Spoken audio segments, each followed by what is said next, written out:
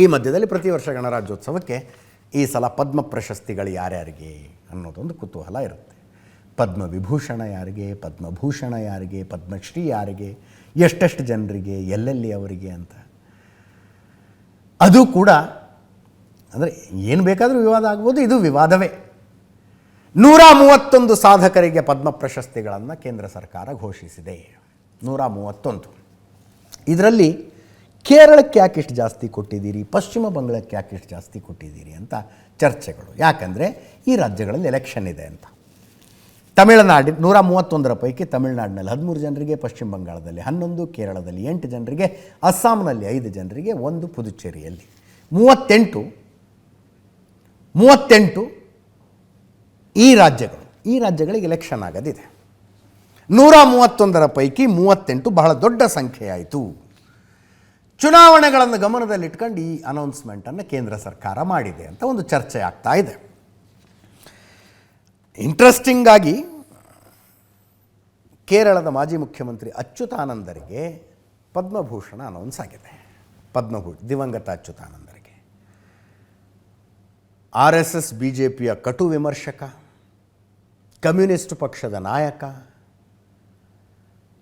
ಕಳೆದ ವರ್ಷ ತೀರ್ಕೊಂಡ್ರು. ಈ ವರ್ಷ ಅವರಿಗೆ ಮರಣೋತ್ತರ ಪದ್ಮವಿಭೂಷಣ ಘೋಷಣೆಯಾಗಿದೆ. ಮರಣೋತ್ತರ ತೀರ್ಕೊಂಡಿದ್ದಾರೆ. ಕಮ್ಯುನಿಸ್ಟ್ ಪಾರ್ಟಿಯವರು ಸಾಮಾನ್ಯವಾಗಿ ಸರ್ಕಾರ ಕೊಡುವ ಪ್ರಶಸ್ತಿಗಳನ್ನು ತಗೊಳ್ಳೋದಿಲ್ಲ. ಅದೊಂದು ಐಡಿಯಾಲಜಿಕಲ್ ಸ್ಟ್ಯಾಂಡ್ ಅಂತಾರೆ ಅವರು. ಈ ಹಿಂದೆ ನಂಬೂದಿರಿಪಾದರಿಗೆ ಪದ್ಮವಿಭೂಷಣ ಅನೌನ್ಸ್ ಆದಾಗ ಅವರು ರಿಜೆಕ್ಟ್ ಮಾಡಿದ್ರು, ಬೇಡ ನನಗೆ ಅಂದರು. ಬುದ್ಧದೇವ ಭಟ್ಟಾಚಾರ್ಯರಿಗೆ ಕೊಡ್ತಾರೆ ಅಂತ ಸುದ್ದಿ ಆಗಿತ್ತು. ಬುದ್ಧದೇವ ಭಟ್ಟಾಚಾರ್ಯರಿಗೆ ಅವರು ಅನೌನ್ಸ್ ಆಗೋದಕ್ಕಿಂತ ಮುಂಚೆನೇ ನಾನು ತಗೊಳ್ಳೋದಿಲ್ಲ ಇದನ್ನು ಅಂದ್ಬಿಟ್ರು.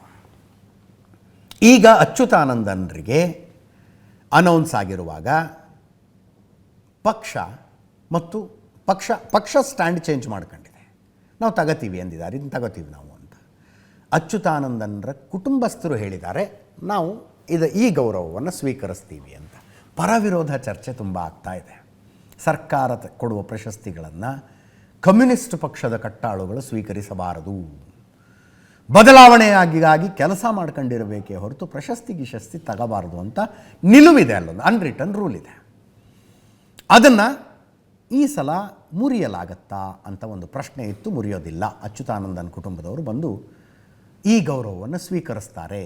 1992ರಲ್ಲಿ ನಂಬೂದಿರಿಪಾದ ಅವರಿಗೆ ಪದ್ಮವಿಭೂಷಣ ಘೋಷಣೆ ಆಗಿತ್ತು. ತಿರಸ್ಕಾರ ಆಯಿತು. ತಿರಸ್ಕಾರ ಮಾಡಿಬಿಟ್ರು. ಕೇರಳದ ಮೊದಲ ಮುಖ್ಯಮಂತ್ರಿ, CPIMನ ಸ್ಥಾಪಕ ಸದಸ್ಯ ನಂಬೂದಿರಿಪಾದ್ ಆವಾಗವಾಗ ಸಂವಿಧಾನವನ್ನು ದುರ್ಬಳಕೆ ಮಾಡಿಕೊಂಡು ರಾಜ್ಯ ಸರ್ಕಾರಗಳನ್ನು ಕಿತ್ತಾಕಿದ ಚರ್ಚೆ ಬಂದಾಗ ಮೊಟ್ಟ ಮೊದಲ ಬಲಿಪಶು ನಂಬೂದಿರಿಪಾದ್ ಅಂತ ಮಾತಾಡ್ತಾರೆ. ಕೇಳಿದ್ದೀರಿ ನೀವು? ನಂಬೂದಿರಿಪಾದ್ ಸರ್ಕಾರವನ್ನು ಇಂದಿರಾ ಗಾಂಧಿ ಕಿತ್ತಾಕಿದ್ರು ಅಂತ. ಆ ನಂಬೂದಿರಿಪಾದರಿಗೆ 1992ರಲ್ಲಿ Padma Vibhushan rejected. It was rejected. Jyoti Basu ಅವರಿಗೆ, ಬುದ್ಧದೇವ ಭಟ್ಟಾಚಾರ್ಯ ಅಂದೆ ನಾನು, 1996ರಲ್ಲಿ ಜ್ಯೋತಿ ಬಸು ಅವರಿಗೆ ಭಾರತ ರತ್ನ ಕೊಡಲಾಗತ್ತೆ ಅಂತ ಒಂದು ಚರ್ಚೆ ಜೋರಾಗಿತ್ತು. ಭಾರತ ರತ್ನ ಅನೌನ್ಸ್ ಆಗಿರಲಿಲ್ಲ. ಕೊಡ್ತಾರೆ ಅಂತ ಸುದ್ದಿ ಬಂದಾಗಲೇ ಜ್ಯೋತಿ ಬಸು ಅವರು ನಾನು ಸ್ವೀಕರಿಸೋದಿಲ್ಲ ಅಂತ ಮೊದಲೇ ಹೇಳ್ಬಿಟ್ರು ಅವರು. 2022ರಲ್ಲಿ ಹರ್ಕಿಶನ್ ಸಿಂಗ್ ಸುರ್ಜಿತ್ತು ಪದ್ಮಭೂಷಣವನ್ನು ತಿರಸ್ಕರಿಸಿದ್ರು. It is against my party rules ಅಂದರು. CPIMನ ಪ್ರಧಾನ ಕಾರ್ಯದರ್ಶಿಯಾಗಿದ್ದವರು. ಬುದ್ಧದೇವ ಭಟ್ಟಾಚಾರ್ಯ ಪ್ರಶಸ್ತಿ ಬೇಡ ಅಂದಿದ್ರು ಅವರು 2022ರಲ್ಲಿ. ಈಗ VS ಅಚ್ಯುತಾನಂದನ್ನರಿಗೆ ಮರಣೋತ್ತರ ಪದ್ಮವಿಭೂಷಣ. ಕೇರಳ CPIMನ ನಾಯಕರು ಇದನ್ನು ಸ್ವೀಕರಿಸ್ತೀವಿ ಅಂದಿದ್ದಾರೆ. MV ಗೋವಿಂದನ್ ಮಾಹಿತಿ ಕೊಟ್ಟಿದ್ದಾರಂತೆ. ಸಂಪ್ರದಾಯ ಮುರಿದು ಇದನ್ನು ಸ್ವಾಗತಿಸಿದ್ದಾರೆ ಅವರು. ಅನೇಕರು ಒತ್ತಾಯ ಹಾಕಿದ್ರು, ತಗೋಬಾರ್ದು ಅಂತ. ಅಚ್ಯುತಾನಂದನ್ ಬದುಕಿದ್ರೆ ಈ ಪ್ರಶಸ್ತಿನ ಅವರು ತಿರಸ್ಕರಿಸ್ತಾ ಇದ್ರು ಅಂತ. ಫೈನಲಿ ಪಕ್ಷ ಮತ್ತು ಅವರ ಕುಟುಂಬ ಪ್ರಶಸ್ತಿ ಸ್ವೀಕರಿಸ್ತೀವಿ ಅಂದಿದ್ದಾರೆ. ಮರಣೋತ್ತರ ಪದ್ಮವಿಭೂಷಣ. ಇದು ಅವರು ಜಾತಿಯಿಂದ ಈಳವ ಕಮ್ಯುನಿಟಿಗೆ ಬರ್ತಾರಂತೆ. 30% ಇದ್ದಾರೆ ಕೇರಳದಲ್ಲಿ ಈಳವರು. ಈ ಎಲೆಕ್ಷನ್ ಬರ್ತಾ ಇದೆ. ಆ ಕಮ್ಯುನಿಟಿಯ, ಆ ಸಮಾಜದ, ಸಮುದಾಯದ ಮತಗಳನ್ನು ಆಕರ್ಷಿಸುವುದಕ್ಕೆ ಕೇಂದ್ರ ಸರ್ಕಾರ ಈ ಘೋಷಣೆ ಮಾಡಿದೆ ಅಂತ ಚರ್ಚೆ ಆಗ್ತಾ ಇರೋದು. 131 ಜನರ ಪೈಕಿ 5 ಪದ್ಮವಿಭೂಷಣ, 13 ಪದ್ಮಭೂಷಣ, ಶತಾವಧಾನಿ ಗಣೇಶರಿಗೆ ಸೇರಿದಂತೆ 13ರಲ್ಲಿ ಶತಾವಧಾನಿ ಗಣೇಶ್ ಅವರಿದ್ದಾರೆ. 113 ಪದ್ಮಶ್ರೀಗಳು 7 ಜನರಿಗೆ, ಪ್ರಭಾಕರ್ ಕೋರೆ ಅವರು ಸೇರಿದಂತೆ 7 ಜನರಿಗೆ ಪದ್ಮಶ್ರೀ ಕರ್ನಾಟಕದವರಿಗೆ ಬಂದಿದೆ. ಪದ್ಮಭೂಷಣ ಶತಾವಧಾನಿ ಗಣೇಶ್ ಅವರು ವೆಲ್ ಡಿಸರ್ವ್ಡ್. ನಮ್ಮ ನ್ಯೂಸ್ ಆರ್ ಸ್ಪೆಷಲ್ಗೆ 2 ಸರ್ತಿ ಕರೆದಿದ್ದೀವಿ ಅವರನ್ನು. ಅವರ ಜೊತೆಗೆ ನಡೆಸುವ ಪ್ರತಿ ಕ್ಷಣದ ಸಂಭಾಷಣೆ ಕೂಡ ಅದು out of the world experience. ಅವರ ತರ್ಕ, ಅವರು ಕೋಟ್ ಮಾಡುವ ರೀತಿ, ಭಾಷಾಜ್ಞಾನ ಅಂದರೆ ಅದು ನೆಕ್ಸ್ಟ್ ಲೆವೆಲ್ ಬಿಡಿ. ಶತಾವಧಾನಿಗಳಿಗೆ ಪದ್ಮಭೂಷಣ ಬರುವ ಮೂಲಕ ಪದ್ಮಭೂಷಣಕ್ಕೂ ಒಂದು ಭೂಷಣ ಬಂದಂಗಾಯಿತು, ಅವರು ಪದ್ಮಭೂಷಣಕ್ಕೊಂದು ಗೌರವ ಬಂದಂಗಾಯ್ತು. ಅದು ಉಳಿದಂತೆ ಪದ್ಮಶ್ರೀ ಪ್ರಭಾಕರ್ ಕೋರೆ ಅವರಿಗೆ ಬಂದಿದೆ. ಪ್ರಭಾಕರ್ ಕೋರೆ ಅವರು KLE ಎನ್ನುವ ಒಂದು ಸೊಸೈಟಿನ ಎಲ್ಲಿಗೆ ತಗೊಂಡು ಹೋಗ್ಬಿಟ್ರು ಅವರು. 40 ವರ್ಷಗಳ ಕಾಲ KLEದ ಸಾರಥ್ಯವನ್ನು ವಹಿಸಿಕೊಂಡು ಎಲ್ಲಿಗೆ ತಗೊಂಡು ಹೋದರು ಆ ಸಂಸ್ಥೆಯನ್ನು. ಕರ್ನಾಟಕದಾದ್ಯಂತ, ಉತ್ತರ ಕರ್ನಾಟಕದಲ್ಲಂತೂ, I am a KLE student, ನಾನು KLE ವಿದ್ಯಾರ್ಥಿ. ಆ ಸಂಸ್ಥೆಯ ಸಂಪರ್ಕಕ್ಕೆ ಬರದ ಜನಸಂಖ್ಯೆಯ ಕಡಿಮೆ ಉತ್ತರ ಕರ್ನಾಟಕಕ್ಕೆ ಬಂದುಬಿಟ್ರಂತು. ಅಂಥ ಪ್ರಭಾಕರ್ ಕೋರೆ ಅವರಿಗೆ ಪದ್ಮಶ್ರೀ. ಅಂಕೇಗೌಡರು ಮಂಡ್ಯದವರು, ಅವರು ಮಾಡಿರುವ ಪುಸ್ತಕ ಸೇವೆ, ಅಯ್ಯೋ ಪುಸ್ತಕ ಮನೆ ಅಂಕೇಗೌಡರು ಅವರಿಗೆ ಏಷ್ಯಾನೆಟ್ ಸುವರ್ಣ ನ್ಯೂಸ್ ಅಸಾಮಾನ್ಯ ಕನ್ನಡಿಗ ಪ್ರಶಸ್ತಿ ಕೊಟ್ಟಿದ್ವಿ. ನಾವು ಭಾಳ ಸಲ ಹೇಳ್ಕೊತೀವಿ, ನಾವು ಯಾರನ್ನು ಗುರುತಿಸಿರ್ತೀವೋ ಅವರು ಕೂಡ ಪದ್ಮ ಪ್ರಶಸ್ತಿಗಳನ್ನು ಕನ್ಸಿಡರ್ ಆಗ್ತಾರೆ, ಅವ್ರಿಗೆ ಪದ್ಮ ಪ್ರಶಸ್ತಿಗಳು ಬಂದಿದ್ದಾವೆ ಅಂತ. ಪುಸ್ತಕ ಮನೆಯ ಅಂಕೇಗೌಡರಿಗೆ 15 ಲಕ್ಷ ಪುಸ್ತಕ ಇಟ್ಕೊಂಡಿದ್ದಾರೆ ಅವರು.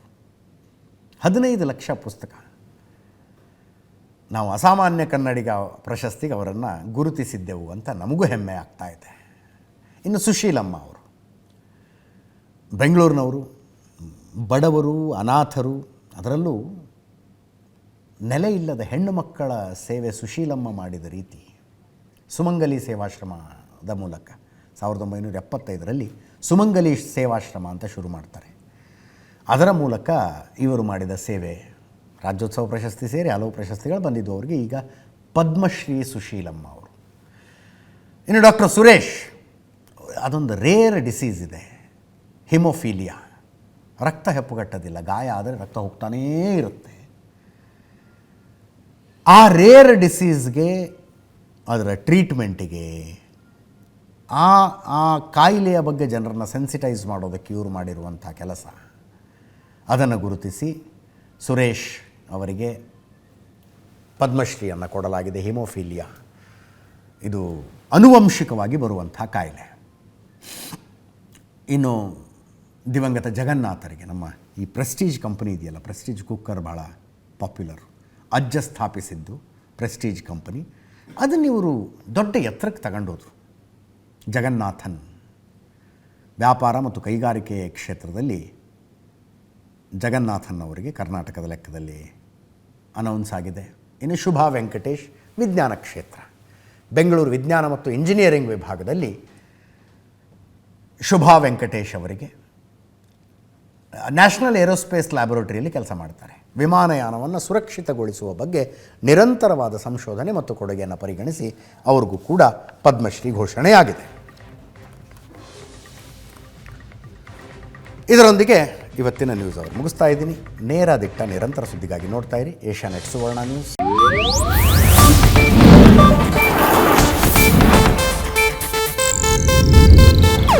ಇದು ಏಷ್ಯಾನೆಟ್ ನ್ಯೂಸ್ ನೆಟ್ವರ್ಕ್ ಪ್ರಸ್ತುತಿ.